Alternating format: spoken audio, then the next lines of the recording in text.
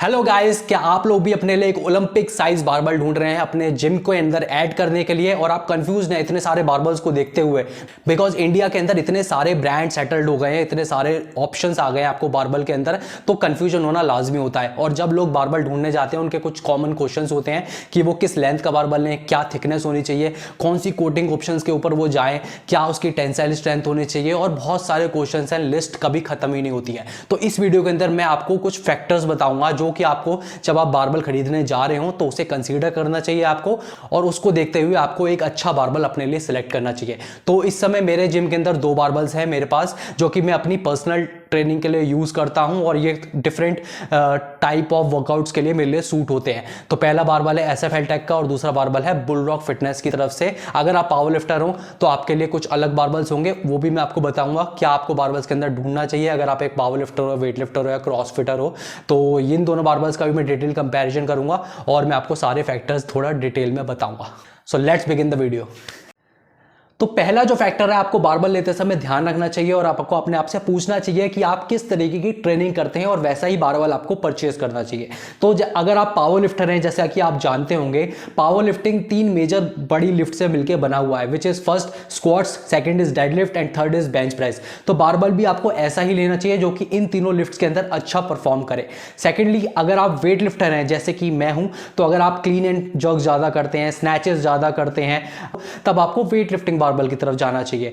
Third type of barbell होता है, वो होता है मल्टीपर्पज बारबल, जो कि 90% जो कि जिम के अंदर ऑडियंस आती है उनको मल्टीपर्पज बारबल चाहिए होता है। वो हर तरीके की एक्सरसाइज करते हैं, बेंच प्रेसेस करते हैं, बेंच प्रेसेस के भी वेरिएंट्स करते हैं काफ़ी ज़्यादा, और उनको शोल्डर प्रेसेस वगैरह करनी होती हैं, अलग अलग उनके रिक्वायरमेंट होते हैं। तो उनके लिए सबके लिए एक मल्टीपर्पज बारबल होना चाहिए। तो ये सेकेंड वाला बारबल जो आप सिल्वर कलर का बारबल देख रहे हो मेरे पास, ये एक मल्टीपर्पज बारबल है। अब ये क्यों मल्टीपर्पज है, और ये दूसरा बारबल है, ये वेट लिफ्टिंग बारबल है, जिसको मैं ज़्यादा कहूँगा कि इंक्लाइंड है सिर्फ वेट लिफ्टिंग करने वाले लोगों के लिए। अब ये क्यों इंक्लाइंड है उन लोगों के लिए, वो वीडियो के अंदर हम आगे बात करेंगे। बट इस सबसे पहले जो पहला फैक्टर मैंने आपको बताया कि आपको कंसीडर करना पड़ेगा कि आप किस तरीके की ट्रेनिंग कर रहे हैं, और उसी नाम से वो बारबल आपको परचेज करना है। तो सेकेंड जो फैक्टर आपको कंसीडर करना है बारबल लेते समय, विच इज क्या उसका वेट होना चाहिए और क्या उसकी लेंथ होनी चाहिए। तो ये लेंथ में आप देखोगे दोनों के दोनों बारबल इक्वल हैं। ये 7.2 फीट्स के बारबल हैं, 7 फीट का बारबल नहीं होता है, 7.2 फीट्स का बारबल होता है, और ये दोनों के दोनों इक्वल आपको देखने को मिलेंगे। आपको लग रहा होगा ये नीचे वाला छोटा है और ये ऊपर वाला लंबा है, बट ऐसा नहीं है, मैंने ऐसे रखा हुआ है तो इसलिए आपको थोड़ा डिफरेंस लग रहा होगा, बट ये इक्वल लेंथ के बारबल है। और जो इसकी शाफ्ट की बीच की लेंथ है वो भी इक्वल है। आप देखो रैकेबल लेंथ है, दोनों के दोनों इस समय रैक के ऊपर रखे हुए हैं। वेट के अंदर ये वाले बारबल्स 20 किलो के बारबल्स हैं, और जो लोग मेंस होते हैं उन लोगों को 20 किलो का बारबल ही लेना चाहिए। वुमेन्स के लिए 15 किलो का बारबल आता है, और जो जूनियर लोग होते हैं जिनको ऐसा ट्रेनिंग के लिए सबसे पहले सीखने के लिए यूज करना है तो वो 10 किलो का हल्का बारबल यूज करते हैं। बट अगर आपको अपने जिम के अंदर 10-15 बारबल डालने हैं तो आप 20 किलो के बारबल ही डालिएगा। तीसरा फैक्टर जो कि आपको बारबल लेते समय ध्यान रखना है, विच इज इट्स कोटिंग। तो ये स्टील की शाफ्ट है, इसके ऊपर आसानी से रस्ट लग सकती है। अगर आप इसे बहुत टाइम तक यूज कर रहे हो और इसका मेंटेनेंस नहीं कर रहे हो तो रस्ट लगना एक लाजमी वाली बात है। तो इस वजह से इसकी शाफ्ट के ऊपर एक प्रोटेक्टेड लेयर का कोट चढ़ा देती है बारबल कंपनी, ताकि ये ज्यादा टाइम तक रस्ट से बचा रहे ये बारबल। तो कोटिंग आप डिफरेंट तरीके की ले सकते हैं, अलग अलग बारबल्स के अंदर अलग अलग कोटिंग आती है। तो पहला मेरे पास काले कलर का बारबल है और दूसरा सिल्वर कलर का बारबल है। काले कलर के अंदर जो बारबल है इसके कोट है वो है सिरेमिक कोटिंग, जिसको हम आसान भाषा में सिरोकोट कोटिंग भी कहा जाता है, जो कि गन इंडस्ट्री के अंदर, फायर आर्म्स इंडस्ट्री के अंदर आपको फायर आर्म्स पे करी हुई मिलेगी। और ये कोटिंग आप डिफरेंट कलर्स के अंदर कर सकते हैं। ये इस समय काले कलर में आपको बारबल मिल रहा है, आप चाहें तो रेड कलर का बारबल ले सकते हैं, पर्पल कलर का बारबल ले सकते हैं, SF Heltec से वो आपको बना के दे देंगे। तो कलर के अंदर यहाँ पे कोई रिस्ट्रिक्शन नहीं होता है, और ये बहुत अच्छी कोटिंग है। इसके अंदर कभी भी रस्ट नहीं लगने वाली, चाहे आप इसे कैसे भी यूज करें। अब ज्यादा ह्यूमिड क्लाइमेट के अंदर रहते हैं, कोस्टल रीजन के अंदर रहते हैं, तो इस शाफ्ट के अंदर आपको कभी भी रस्ट के साइंस देखने को नहीं मिलेंगे। दूसरा बारबल है सिल्वर कलर का, जो कि हार्ड क्रोम कोटिंग या ब्राइट क्रोम कोटिंग इसके ऊपर आपको करी हुई मिलेगी। ये भी आपको ठीक ठाक अच्छा कोरोजन रेजिस्टेंस दे देती है, इसके ऊपर भी रस्ट ज्यादा नहीं लगेगी। बट अगर आप ह्यूमिड क्लाइमेट में रहते हो, आप मेंटेनेंस नहीं करते बारबल के अंदर तो इसके ऊपर आपको थोड़े रस्ट के साइंस पहले देखने को मिल जाएंगे। और जो सबसे बेकार कोटिंग होती है वो होती है बेयर स्टील के बारबल्स होते हैं, उसके ऊपर एक्चुअली कोई भी कोटिंग नहीं की जाती। तो जिस दिन आप बारबल वो खरीदोगे, जो सस्ते बारबल्स आ रहे हैं 7-8 हज़ार रुपए के, जिस दिन बारबल आप वो खरीदोगे उसी दिन से आपको रस्ट के साइंस वहां पे देखने को मिल जाएंगे। तो मैं आपको एक कोटिंग का एक चार्ट दे देता हूं, ऑक्सीडाइजेशन स्केल, कि कौन सी कोट के ऊपर सबसे पहले ऑक्सीडाइजेशन हुआ, किसमें सबसे ज्यादा आपको पहले रस्ट के साइंस देखने को मिलोगे। तो आप डिसाइड कर लीजिए आपको किस कोटिंग के ऊपर जाना चाहिए। जितनी ज्यादा अच्छी कोटिंग आप लोगे उतनी ज्यादा प्राइस उस बारबल का बढ़ेगा। चौथा फैक्टर है नलिंग। तो आप एक अच्छे बारबल को उसके नल से पहचान सकते हो। तो जो अच्छे बारबल्स होते हैं उसके ऊपर नल भी आपको काफ़ी अच्छा देखने को मिलेगा, बट नल डिपेंड करता है। अगर आप एक वेट लिफ्टर हो तो आपको इतना ज़्यादा एग्रेसिव नल नहीं चाहिए, और अगर आप एक पावर लिफ्टर हो तब आपको एग्रेसिव नल चाहिए होता है अपनी शाफ्ट के ऊपर। नलिंग क्या होती है, ये आप देख रहे हो एक पॉलिश सरफेस है और यहाँ पे आपको एक्चुअली एक पैटर्न देखने को मिलेगा शाफ्ट के ऊपर जो कर रखा है। इसका फायदा ये होता है कि जब आप इसे पकड़ते हो तो आपके हाथ से ना बारबल स्लिप नहीं होता। जब आप ज़्यादा लिफ्टिंग कर रहे हो, 200-300 किलो आपने लिफ्ट कर रहे हो, डेड लिफ्ट कर रहे हो, तो आपके हाथ से ना ये बारबल फिसलेगा नहीं, ये फ्रिक्शन क्रिएट करेगा आपके हाथ की स्किन के अगेंस्ट। तो ये इसका फायदा होता है। इस बारबल के अंदर ये मल्टीपर्पज बारबल है तो इसके अंदर डायमंड नल आपको देखने को मिलेगा। इससे ऊपर आप जाओगे तो हिल नल आपको देखने को मिलेगा, और जो पावर लिफ्टिंग बारबल्स होते हैं उसके अंदर आपको वोल्केनो नल देखने को मिलेगा, जो कि बहुत ही अग्रेसिव नल होता है। आप उसे पकड़ोगे ना तभी आपके हाथ के ऊपर वो चुभेगा। बट हमें वेट लिफ्टिंग के अंदर या जनरल पब्लिक को ना इतना अग्रेसिव नल नहीं चाहिए होता, तो उनके लिए ये डायमंड नल अच्छा रहता है। और नल डिपेंड करता है आपकी कोटिंग के ऊपर, जो कि मैंने तीसरा पॉइंट आपको बताया। एक ऑक्सीडाइजेशन स्केल और एक नल फील का एक मैं चार्ट डाल देता हूं, आप पे देखिए। आप जिस तरीके की कोटिंग चुनोगे ना उसी तरीके का नल पे भी इफेक्ट आएगा। इस बारबल के ऊपर और इस बारबल के ऊपर सेम तरीके की नलिंग कर रखी है, which is 1.2 mm diamond knurl. But आप यहां देखोगे कि ये वाला बारबल ज्यादा एग्रेसिव है और ये वाला बारबल थोड़ा कम एग्रेसिव है। इसका नल आपको बिल्कुल ही माइल्ड लगेगा, बिल्कुल पैसिव नल में लगेगा। देख रहे हो मैं अपना हाथ इसके ऊपर घुमा पा रहा हूं, मुझे कुछ फील नहीं हो रहा ज्यादा, बट ये नल थोड़ा शार्प नल है। तो ये जो सिरोकेट कोटिंग होती है ना, ये थोड़ी थिक कोटिंग होती है। जब आप किसी भी नल के ऊपर ये वाली कोटिंग कर देते हो सिरोकेट वाली, तो वो आपके नल को बचा तो लेती है करोजन से, बट उसका नल का जो फील है ना उसको डिमिनिश कर देती है। इसलिए हम यहाँ पे हार्ड क्रोम कोटिंग देते हैं। अब इस कोटिंग काफ़ी पतली कोटिंग होती है तो इसके अंदर नल का फील ना आपको आ रहा है अच्छा खासा। और एग्रेसिव बारबल जो होते हैं उसके अंदर भी आपको कोटिंग उसी तरीके की मिलती है, ब्लैक जिंक या फिर आपको ब्लैक ऑक्साइड मिल जाएगी। उसके अंदर ना नल का फील बिल्कुल भी खत्म नहीं होता है। तो इस बात का भी आपको खास ध्यान रखना है, कोटिंग और नल के बीच में एक बहुत अच्छा रिलेशन है। आपको कोटिंग भी उसी हिसाब से चुननी है और नल भी उसी हिसाब से चुनना है। पांचवा फैक्टर जो आपको कंसीडर करना है बारबल लेते समय, विच इज नल मार्किंग। तो ये शाफ्ट के ऊपर आपको 2 नल मार्किंग देखने को मिल रही होगी, ऊपर भी 2 नल मार्किंग है। इसका मतलब है ये एक मल्टीपर्पज बारबल है, ये कोई स्पेसिफिक बारबल नहीं है। तो अगर आप जाओगे किसी बारबल कंपनी के पास और कहोगे कि मेरे को एक वेट लिफ्टिंग बारबल चाहिए, तो वो आपको सिंगल नल मार्क वाला बारबल देगा। अगर आप कहोगे कि मेरे को पावर लिफ्टिंग वाला बारबल चाहिए, तो वो आपको ये वाला नल वाला मार्किंग का बारबल देगा, कोई दूसरा नल मार्क उसके ऊपर नहीं होगा। इसका मतलब है कि वो एक स्पेसिफिक पावर लिफ्टिंग या स्पेसिफिक वेट लिफ्टिंग बारबल है। तो नल मार्किंग क्या करता है, अगर आप अपनी स्क्वाट की या फिर बेंच प्रेस की ग्रिप ले रहे हो, डेडलिफ्ट की ग्रिप ले रहे हो, तब आप इसको पकड़ के अपनी ग्रिप ले सकते हो। और ये वाला जो है IWF का, इंटरनेशनल वेट लिफ्टिंग फेडरेशन ने ये वाला नल मार्क दे रखा है, तो इससे आप अपनी स्नैच की ग्रिप ले सकते हो। तो नल मार्क का ये फायदा होता है कि आपको ग्रिप लेने में नल मार्क हेल्प करता है। छठा फैक्टर है सेंटर नल। तो आप ध्यान से देखिए, इन दोनों बारबल्स के अंदर आपको सेंटर नल देखने को नहीं मिलेगा। सेंटर नल एक काफी पर्सनल चॉइस होती है, मुझे पर्सनली पसंद नहीं है। सेंटर नल तब काम आता है जब आप बैक स्क्वाट्स कर रहे होते हो, तो आपकी शर्ट के पीछे ना, अगर आप 200 किलो की स्क्वाट कर रहे हो तो शर्ट पे ना अच्छी ग्रिप बनाता है ये, और आपका बारबल ना रोल डाउन नहीं होगा। दूसरी तरफ जब मैं पावर क्लींस करता हूं या फ्रंट स्क्वाट्स करता हूं, तो मैंने जब सेंटर नल अपनी गर्दन के ऊपर रखता हूं तो गर्दन की स्किन को वो छील देता है, तो मुझे इतना पसंद नहीं आता। मैं काफी स्केयर्ड हूं नल के प्रति जब वो सेंटर के बीच में होता है। यहां पे नल मेरे को बहुत पसंद है, ये थोड़ा एग्रेसिव ही मुझे पसंद आता है, बट बीच के अंदर जब नल होता है ना, तो मैं डरता हूं कि अगर मैंने ज्यादा वेट लगाया और बारबल फिसला तो मेरे गर्दन की स्किन यहां से छिल जाएगी। तो सेंटर नल ना काफी पर्सनल चॉइस है, आप चाहें तो ले सकते हैं, आप चाहें तो नहीं ले सकते। बट अगर आप एक पावर लिफ्टिंग स्पेसिफिक बारबल लेने जाओगे या फिर वेट लिफ्टिंग स्पेसिफिक बारबल लेने जाओगे, उन दोनों के अंदर आपको सेंटर नल देखने को मिलेगा। मल्टीपर्पज बारबल के अंदर सेंटर नल नहीं होता। सातवां फैक्टर जो आपको कंसीडर करना चाहिए, विच इज स्लीव रोटेशन। अब अगर आप एक अच्छे पैसे दे रहे हैं एक अच्छा बारबल खरीदने के लिए, तो मैं समझता हूं आपको एक अच्छा स्लीव रोटेशन तो उसके अंदर मिलना ही चाहिए।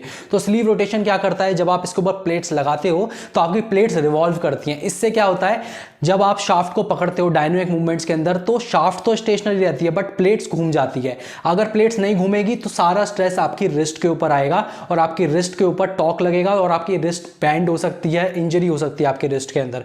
तो ये जब घूमेगा, इजीली स्पिन करेगी, तो यहां तक कोई भी टॉर्क ट्रांसफर नहीं होगा। तो इस वजह से आपको एक अच्छा स्लीव रोटेशन चाहिए होता है। अब नॉर्मली वेट लिफ्टिंग एक्सरसाइजेस में कर रहा हूं, स्नैचेस कर रहा हूं या क्लीन एंड जर्क्स कर रहा हूं, उसके अंदर मैं ये वाला बारबल यूज करता हूं। और अगर मैं पावर लिफ्टिंग एक्सरसाइज कर रहा हूं, स्क्वाट्स मार रहा हूं, बेंच प्रेसेस मार रहा हूं, उसके अंदर ये वाला बारबल यूज करता हूं अपने लिए पर्सनली। अब क्यों यूज करता हूं, इसके अंदर है 10 निडल बियरिंग जो कि इसे बहुत ही स्मूथ रोटेशन देती है। और दूसरा बारबल है, इसके अंदर है बुशिंग। तो आप देखिए रुक गया, इसके अंदर ज्यादा स्मूथ रोटेशन नहीं है। अब ये क्यों, ये वाले बारबल को वेट लिफ्टिंग बारबल मैं कहता हूं क्योंकि जब हमें बहुत स्मूथ रोटेशन चाहिए तो ऐसी बियरिंग हम यूज करेंगे। और जब पावर लिफ्टिंग एक्सरसाइज कर रहे हैं, हम स्क्वाट्स में बैठ रहे हैं, हम नहीं चाहते हमारी प्लेट्स घूमती रहें, या फिर हम बेंच प्रेस के अंदर डायनामिक मूवमेंट नहीं कर रहे हैं, हम चाहते हैं बारबल हमारा स्टेशनरी रहे, तो ये बुशिंग से बारबल की प्लेट्स घूमेंगी तो सही बट इतनी ज्यादा नहीं घूमेंगी कि आपको डिस्टर्बेंस हो। तो बुशिंग आपको पावर लिफ्टिंग बारबल्स के अंदर देखने को मिलेगी और बियरिंग आपको सारे वेट लिफ्टिंग बारबल्स के अंदर देखने को मिलेगी। ऐसे ही आप चूज करिएगा कि मेरे आपको वेट लिफ्टिंग चाहिए तो आप भी कहिएगा मेरे को बियरिंग वाले बारबल चाहिए, अगर आपको पावर लिफ्टिंग के लिए चाहिए तो आप बोलिएगा मुझे बुशिंग वाला बारबल ही दीजिए। Next factor to consider is shaft diameter. अब इसके अंदर बहुत सारे लोग कंफ्यूज रहते हैं कि मैं कितने एमएम के डायमीटर वाला बारबल खरीदूं। तो ये ऊपर वाला बारबल मैं आपको बताऊं जो मैं वेट लिफ्टिंग एक्सरसाइज के लिए यूज करता हूं, ये 28 एमएम का डायमीटर है। और ये नीचे वाला जो कि मैं सिर्फ स्क्वाट्स वगैरह के लिए यूज करता हूं, बेंच प्रेसेस के लिए, ये 28.5 एमएम का डायमीटर है। अब डायमीटर से क्या ही फर्क पड़ जाता है, तो देखिए जितना पतला बारबल होगा ना उसके अंदर आप ज्यादा पुल एक्सरसाइजेस कर पाओगे आसानी से, और जितना मोटा बारबल होगा ना उतना ज्यादा पुश कर पाओगे। मीन्स कि अगर आप बेंच प्रेस में मोटा बारबल यूज करोगे या फिर स्क्वाट्स में अपनी बैक के ऊपर एक मोटा थिकनेस वाला बारबल रखोगे तो आप ज़्यादा अच्छे से प्रेशर अप्लाई कर पाओगे उस बारबल की शाफ्ट के ऊपर, क्योंकि थोड़ा ना सरफेस एरिया बढ़ जाता है। तो आप जब प्रेशर अप्लाई करोगे तो आप ज़्यादा प्रेशर अप्लाई कर पाओगे। तो बस यही डिफरेंस होता है। ऐसे आप देखोगे ये मेरे पास जो डंबल्स हैं ये 32 mm की इसकी थिकनेस है बीच वाले की, ऐसे ही इसके अंदर 0.5 mm बढ़ने से ही आपको फर्क फील होने लगेगा कि हाँ भाई कि स्क्वाट्स इसके अंदर मैं ज़्यादा अच्छे से कर पा रहा हूँ मुकाबले इसके। तो आपको शाफ्ट का ध्यान रखना है। पावर लिफ्टिंग बारबल के अंदर 29 mm की, वेट लिफ्टिंग के अंदर 28 mm की, मल्टीपर्पज बारबल के अंदर आप 28.5 mm की शाफ्ट डायमीटर देख सकते हैं। और बाकी जो इसकी स्लीव का डायमीटर होता है वो तो कांस्टेंट रहने वाला है। आपके पास जैसी प्लेट्स हैं ये ओलंपिक प्लेट्स हैं और ओलंपिक साइज बारबल है, तो ये 50 mm का डायमीटर आपको इसके अंदर देखने को मिलेगा और 50 mm का होल वाली प्लेट्स ही इसके अंदर जाएंगी। Next factor when buying a barbell is whip. तो विप क्या होता है, विप होता है फ्लेक्शन ऑफ अ बारबल। तो अगर आप वेट लिफ्टिंग कॉम्पिटिशन्स देखते हो तो आपने देखा होगा कभी कभी क्लीन एंड जर्क जब लोग ज्यादा लगाते हैं 300 किलो या 200 किलो तो बारबल के अंदर ना एक फ्लेक्शन आता है, दोनों तरफ प्लेट्स लगी हुई हैं, प्लेट्स से बारबल ऐसे जाता है वापस से अपनी पोजिशन के अंदर आ जाता है जब लिफ्ट लेके बंदा खड़ा होता है। तो ये होता है विप, बारबल के अंदर फ्लेक्शन। तो ये हेल्प करता है मोमेंटम के अंदर बारबल को अपने ऊपर लेते जाते समय। तो विप होगा तो बारबल आसानी से ऊपर चला जाएगा। पावर लिफ्टिंग बारबल्स के अंदर आपने कभी भी विप नहीं देखी होगी, वो बिल्कुल स्टिफ बारबल होते हैं। आप 200-300 भी उसके अंदर लोड करिए, ज्यादा वो उसके अंदर विप नहीं होती है। तो बहुत तरीके के बारबल्स आते हैं, गुड विप वाले, मॉडरेट विप वाले और नो विप वाले। जो नो विप वाले बारबल्स होते हैं वो पावर लिफ्टिंग बारबल्स होते हैं, वहां पे आपको फ्लेक्शन नहीं चाहिए बारबल के अंदर। और जो अच्छे विप के साथ बारबल्स आते हैं वो वेट लिफ्टिंग बारबल होते हैं जिसके अंदर आप 200-300 किलो लोड करोगे तो आसानी से विप आप देख पाओगे उन बारबल्स के अंदर। तो वेट लिफ्टिंग के अंदर आपको विप चाहिए होती है, पावर लिफ्टिंग बारबल्स के अंदर आपको विप नहीं चाहिए होती है। Next factor to consider is tensile strength. Tensile strength क्या होती है? टेंसाइल स्ट्रेंथ बारबल की स्टील की स्ट्रेंथ होती है, जिस लोड पे जाके, जिस पीएसआई पे जाके प्रेशर अप्लाई होता है जब वेट प्लेट से दोनों की तरफ, तो वो किस लोड पे जाके वो बारबल बैंड हो जाएगा या तो ब्रेक हो जाएगा। तो आपको हमेशा एक अच्छी टेंसाइल स्ट्रेंथ वाले बारबल लेने चाहिए जिसकी मैक्स लोडिंग कैपेसिटी बहुत अच्छी हो। तो पहला वाला बारबल जो है इसकी 210 के पीएसआई टेंसाइल स्ट्रेंथ है और नीचे वाले बारबल की सिर्फ 150 के पीएसआई स्ट्रेंथ है।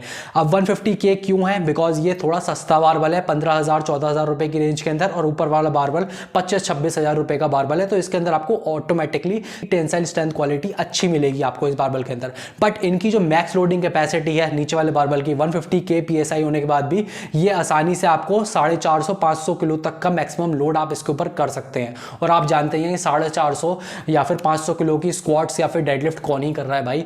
और ऊपर वाला जो है इसके अंदर आप आसानी से 900 किलो तक का लिफ्ट कर सकते हैं, क्योंकि 2000 lbs तक का मैक्स लोड कैपेसिटी आपको देता है। तो आपको सारे अच्छे बारबल्स के अंदर ना आपको देखनी चाहिए कि 150 kPSI से लेके 210-220 kPSI तक के बारबल्स ले लीजिए आपको कोई भी दिक्कत नहीं आने वाली। सस्ते बारबल्स के अंदर PSI स्ट्रेंथ मेंशन नहीं होती, या तो वो बहुत जल्दी खराब हो जाते हैं क्योंकि उसके अंदर कम टेंसाइल स्ट्रेंथ होते हैं। अगर आपने 200 किलो लोड किया, बारबल बैंड हो जाएगा या तो बारबल फ्लेक्स होगा, तो वापस से अपनी पोजीशन के ऊपर नहीं आ पाएगा। स्टील क्वालिटी उसमें पुअर आपको देखने को मिलेगी।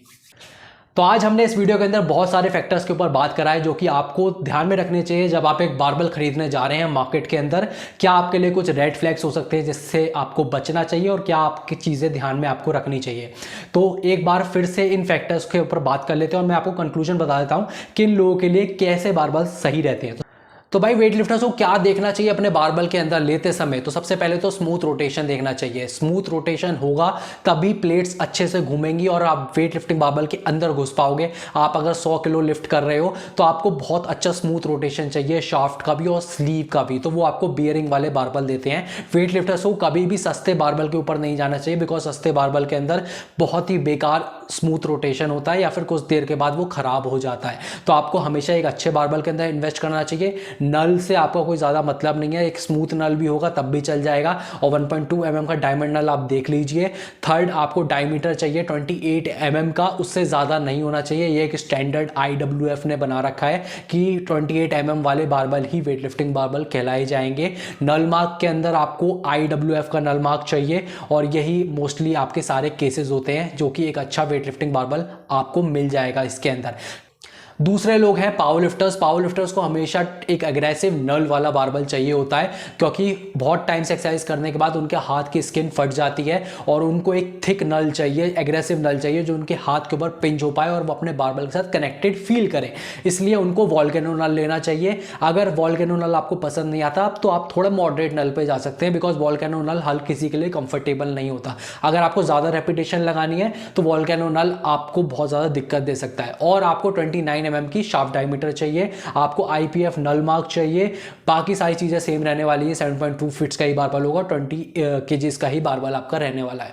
टेंसाइल स्ट्रेंथ आप देखिए, अगर आपको 180 के या फिर 200 के अंदर बारबल मिल रहा है टेंसाइल स्ट्रेंथ वाला, तो वो काफ़ी अच्छा बारबल है। कोटिंग अगेन आपके ऊपर डिपेंड करती है, आप कोई भी कोटिंग का बारबल ले सकते हैं।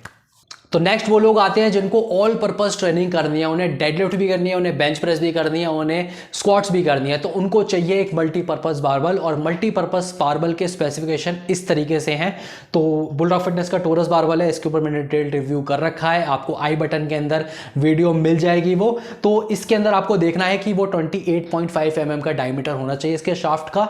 आप चाहें तो 28 mm डायमीटर वाला बारबल भी ले सकते हैं, कोई ज़्यादा फर्क नहीं है। स्लीव रोटेशन ऑप्टिमल होना चाहिए, बिकॉज आपको इतना ज़्यादा नहीं चाहिए sleeve rotation, weight lifting size के अंदर ही ज़्यादा काम करता है। Centre knurl again is a personal choice, multipurpose barbell के अंदर नहीं आता है सेंटर नल। 2 आपको नल रिंग्स मिल जाएगी जिससे कि आप अपनी आसानी से स्क्वाट की और या फिर दूसरी एक्सरसाइजेस की ग्रिप ले सकते हैं। तो मल्टीपर्पज़ बारबल के स्पेसिफिकेशन ऐसे जाते हैं, आपको 150 के से ऊपर के टेंसाइल स्ट्रेंथ वाले बारबल की तरफ ही जाना चाहिए, बिकॉज वहाँ पे आपको 450 से ऊपर का मैक्स लोड मिल जाता है। आप कभी वैसे बारबल मत लीजिए कि जिसमें आप लिखा हुआ है कि 200 किलो का मैक्स लोड है, 250 किलो का मैक्स लोड है, बिकॉज वो कैलकुलेटेड नहीं होता, वो उसकी टेंसाइल स्ट्रेंथ इतनी बनाई ही नहीं गई हुई है। अब किसी ने आके वहाँ पे श्रक्स करना शुरू कर दिया, पूरा बारबल की स्लीव लोड कर दी प्लेट्स के साथ, तो उसी दिन वो बारबल खराब हो जाएगा। So that's all about this video. I hope आपको इस वीडियो को देखने के बाद एक बेसिक अंडरस्टैंडिंग मिली होगी बारबल्स के ऊपर।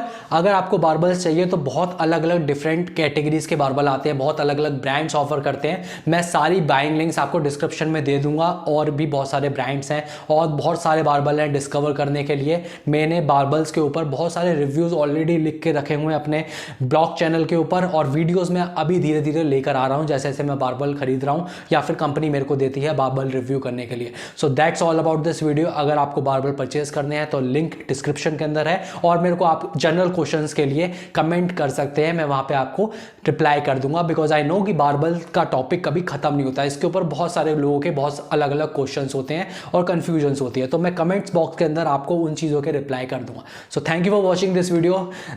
मिलते हैं आपको नेक्स्ट वीडियो के अंदर किसी और इक्विपमेंट को रिव्यू करते हुए। Till then bye bye, tata, take care, bye.